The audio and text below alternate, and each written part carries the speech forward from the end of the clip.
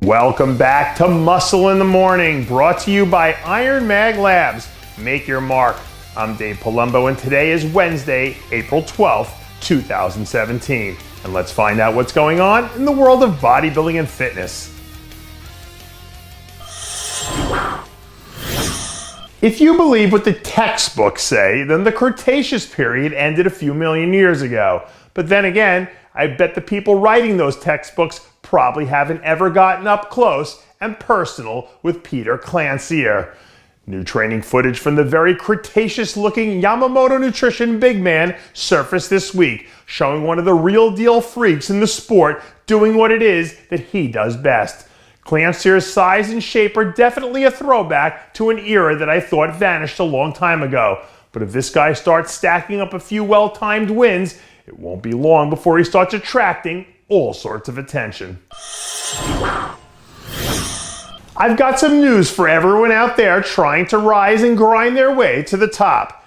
Getting there is actually the easy part. Staying there is what requires the true strength. And a few weeks after she took her place at the top of the figure division, reigning Arnold Classic and Arnold Australia champion Candace Lewis is doing anything and everything she can to stay on top. Training footage from Armburst Pro Gym earlier this week showed the hottest athlete in figure putting herself through the paces yet again as she tries to keep her foot on the gas and ride the wave all the way to the Olympia stage. Given what we've seen so far this year, there's no way Lewis doesn't enter into the Olympia weekend as one of the favorites. But whether or not she's able to deliver another knockout shot to current champ Latoya Watts is still anyone's guess.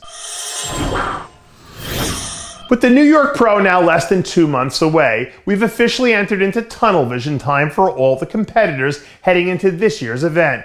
And I'm not sure if we've got anyone in this year's 212 lineup more focused than second-year man Tristan Escolastico.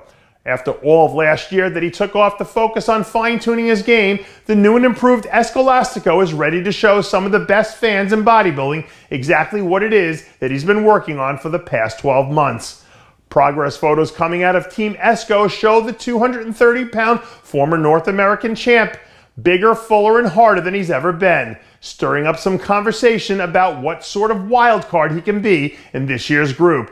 In a small pro sample size we've seen, Escolastico already held his own against some of the best in the business. And when you take into account the improvements he's made since then, this guy is definitely someone you want to keep a close eye on as we get close to the big day.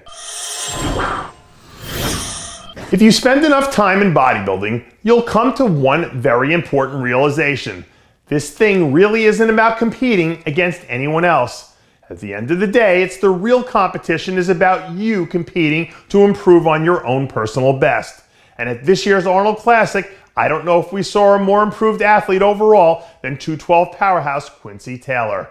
Recently, some new leg training footage of the new and improved lighter half of Team Winklaar training legs alongside none other than fellow quad monster Ben Pakulski as he prepares to gear up for the next phase of his season plans. Very quietly, Quincy has turned himself into a very competitive 212 athlete over the past year and making changes to improve across the board in just about every area of his game. And when a guy is willing to put in this level of work day in and day out, you have to believe it's only a matter of time before he breaks through into that next tier of top athlete. To quote one of the truly great motivational speakers of our time, DJ Khaled, all I do is win. Win no matter what. Or at least that seems to be the theme coming out of the legendary Diamond Gym these days surrounding classic physique standout Joey Mascaro. After an impressive national level debut that saw him break into the top 5 at last year's NPC Team Universe, the New Jersey product is heading back to Teaneck this year looking to settle a little bit of unfinished business.